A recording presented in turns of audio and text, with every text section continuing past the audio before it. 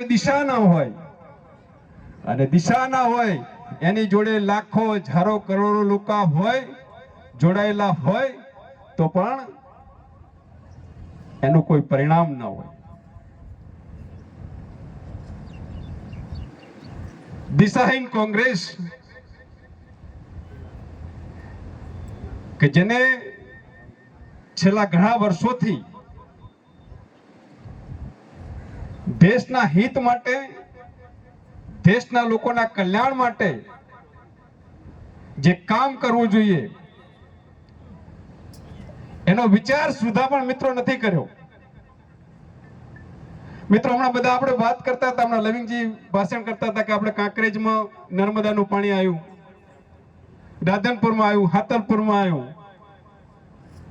મિત્રો આ પાણી ભારતીય જનતા પાર્ટીની સરકાર બની આપણા સૌના સદનસીબે, એના કારણે નર્મદાનું પાણી આપણા ત્યાં સુધી પહોંચ્યું.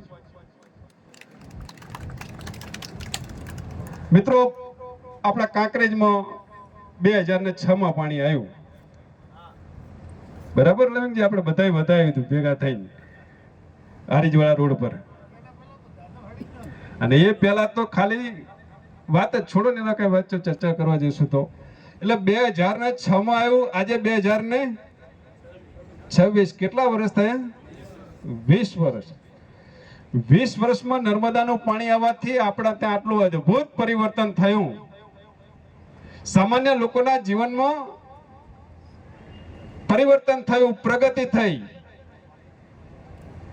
આપણે ક્યારે એવા વિચારી શકતા હતા કે આપણા ગામમાં પણ પાકા રસ્તા હશે? આપણે એવું વિચારતા હતા કે આપણા ગામની અંદર 24 કલાક વીજળી હશે? આપણે એવું વિચારતા હતા કે આપણા દીકરા દીકરીઓ ને શિક્ષણની ઉત્તમ વ્યવસ્થાઓ હશે? ક્યારે આપણે વિચાર કર્યો હતો કે આપણને 10 લાખ રૂપિયા સુધી આરોગ્યની સારવાર આપવામાં આવશે?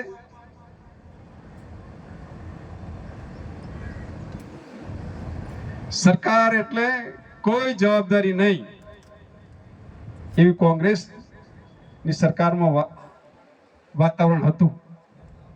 ખાલી પુસ્તકોમાં ભણતા ત્યારે સ્વરૂપજી વાંચતા કે લોકશાહી એટલે લોકોની સરકાર, લોકો દ્વારા ચાલતી સરકાર,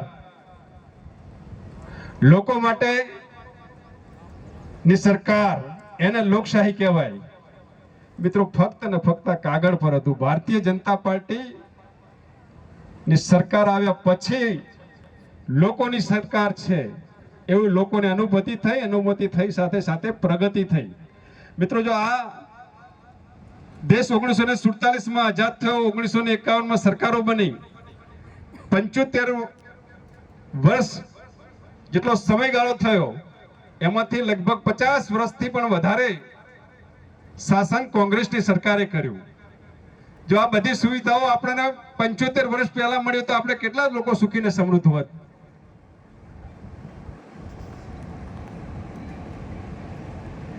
મિત્રો ભારતીય જનતા પાર્ટીમાં આજે સમગ્ર દેશની અંદર હરેક ક્ષેત્રની અંદર, એ પૂર્વ હોય, પશ્ચિમ હોય, ઉત્તર હોય, દક્ષિણ હોય, એને સ્વીકૃતિ મળી રહી હોય તો એની પાછળનું કારણ છે કે મૂળ તો બધા માણસ જ છે.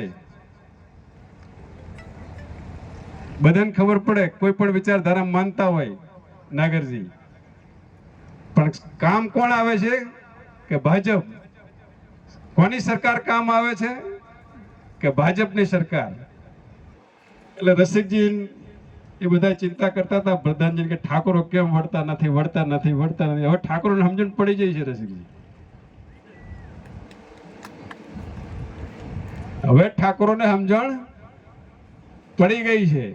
અને ઠાકોર સમાજની અંદર એમાં ખાસ કરીને શિક્ષિત વર્ગ, યુવા વર્ગ એ સારી રીતે સમજ્યા છે કે આપણું કલ્યાણ હોય, આ વિસ્તારનું કલ્યાણ હોય, આ પ્રદેશનું કલ્યાણ હોય, આ દેશનું કલ્યાણ હોય તો ફક્ત અને ફક્ત ભારતીય જનતા પાર્ટીમાં છે. ફક્ત અને ફક્ત દેશના પ્રધાનમંત્રી આદરણીય શ્રી નરેન્દ્રભાઈ મોદી સાહેબના નેતૃત્વની અંદર છે. અને જેઓ કહે છે કે સૌનો સાથ, સૌનો વિકાસ, મિત્રો હમણાં મોદી સાહેબે એક ઇતિહાસ કર્યો કે સૌથી વધારે